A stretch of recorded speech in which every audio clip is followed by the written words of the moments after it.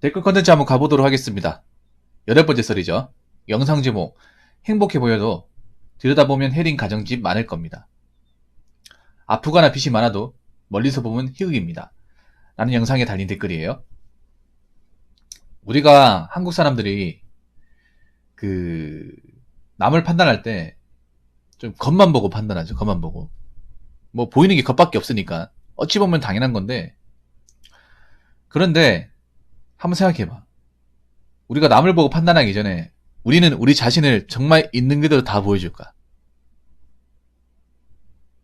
우리가 남을 보이는 걸 보고 판단할 때 우리는 정말 남들한테 있는 그대로 거짓 없이 여과 없이 다 보여주는지 한번 생각해보세요. 안 보여주죠.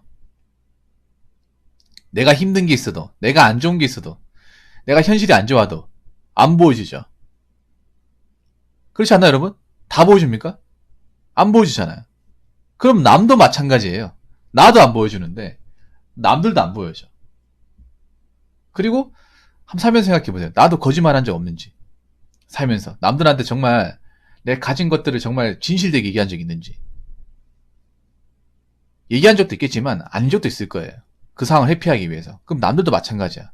뭔가 현실이 안 좋고 형편이 안 좋은데 자존심 때문에 그 상황을 뭔가 모면하고 싶어가지고 올려치기 하는 경우도 있을 겁니다. 갑자기 이런 말씀 왜 드리냐?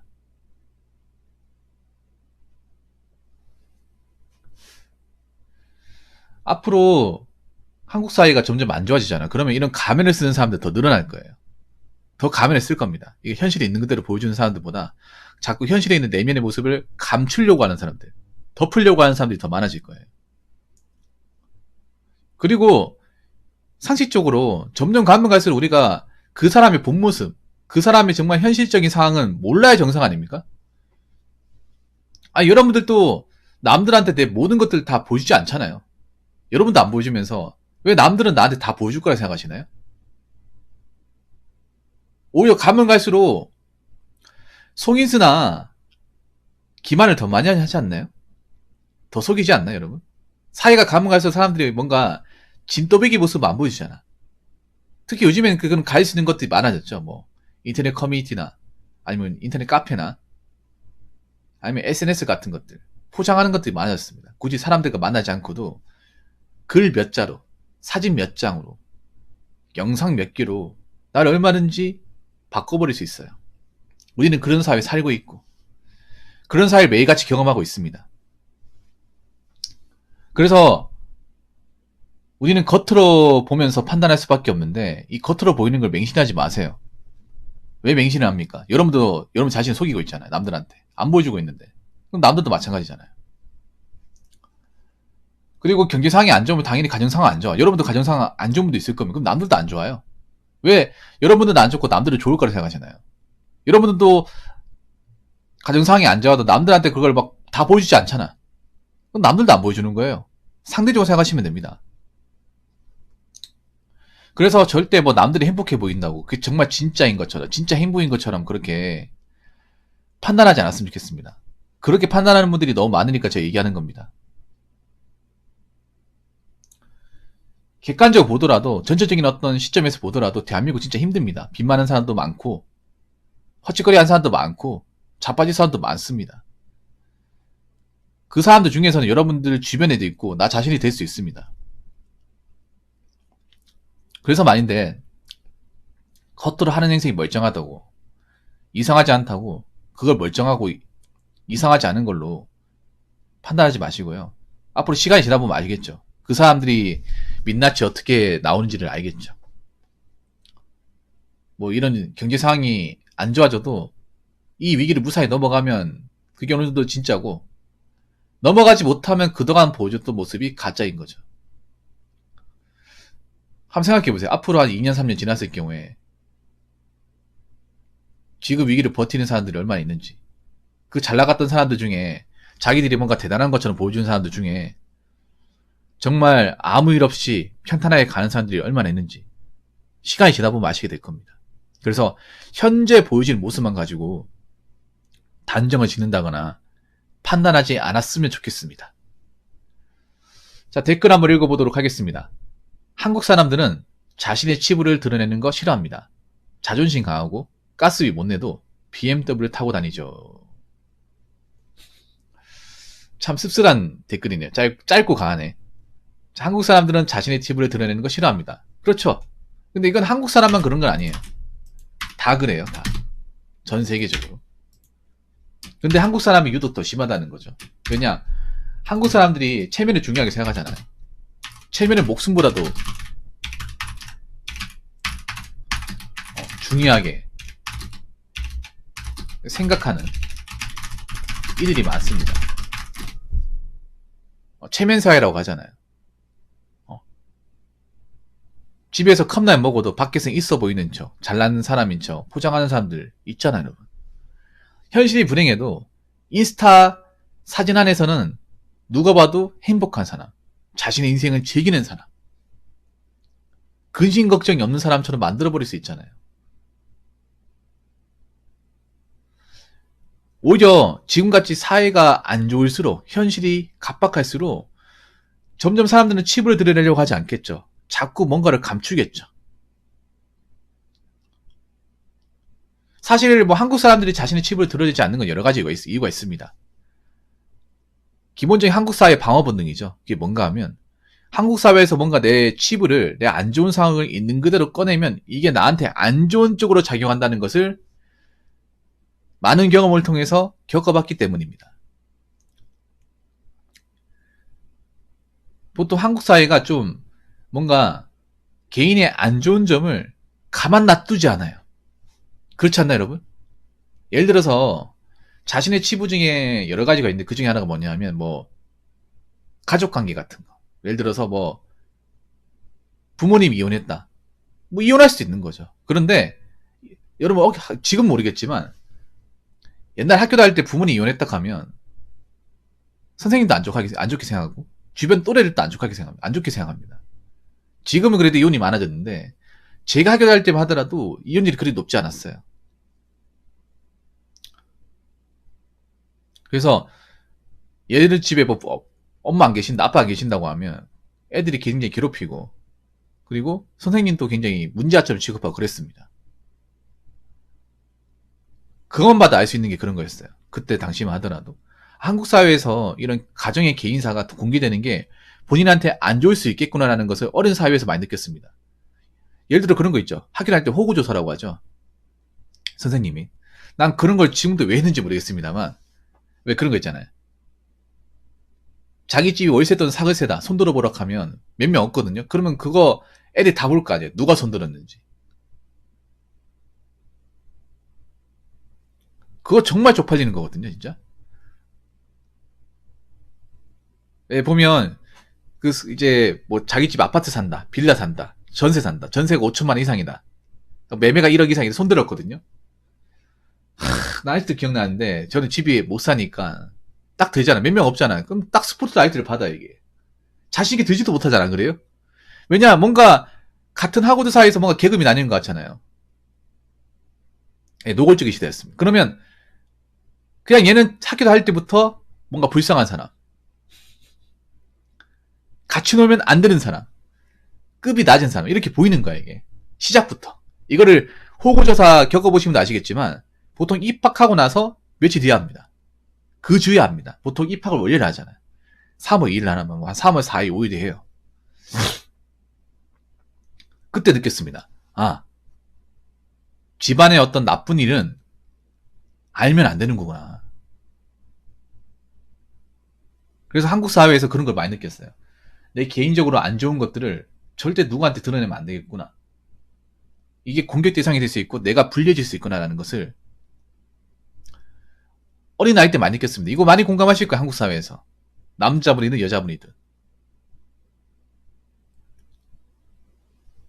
어떻게 보면 치부를 드러내는 것 자체가 이제 뭐 치부를 드러내는 거 싫어하는 것을 뭐 나쁜 건 아니에요. 근데 이거를 가식적으로 감춰버리잖아요. 이게 뭐 치부를 안 드러내는데 뭐 내 어떤 개인적으로 안 좋은 건 안 드러내도 돼요. 안 드러내는데 문제는 뭐냐면 안 좋은 걸 뭔가 좋은 쪽으로 바꿔버리잖아.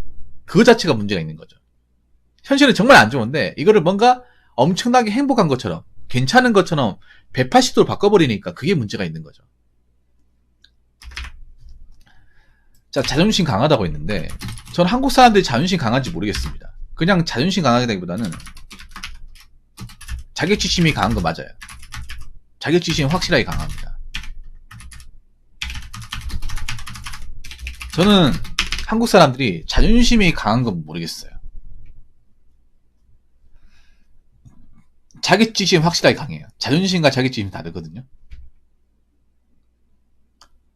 뭔가 직업적 무시받는다거나 지역적 무시받는다거나 신분적으로 무시받는다거나 이런 거 정말 싫어하죠. 나 한국 사람들이 자존심이 강하기 때문에 비싼 물건 차고 명품 같은 거 좋아하고 브랜드 옷 입고 이게 아니에요. 기본적으로 남들보다 위에 있는 거 좋아하지만 남들한테 꿀리는 거 싫어합니다.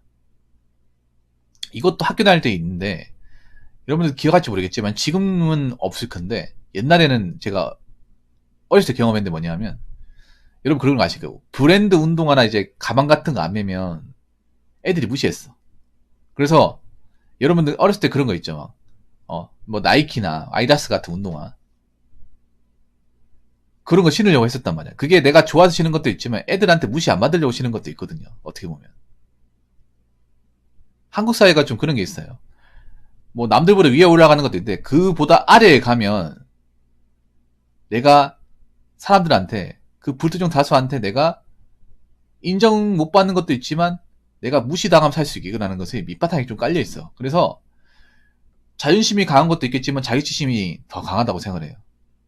내가 뭔가 그 자격보다 아래 있으면 짓밟힌다. 존중 못 받는다. 한번 생각해봐. 노스페이스 있는 것도 그런 거잖아. 이게 자존심 강해서 노스페이스 있습니까? 아니에요. 이걸 안 입으면 동년배 애들한테 따당하고 무시당하고 인정 못 받고 팽당할 거 아니까 입는 겁니다.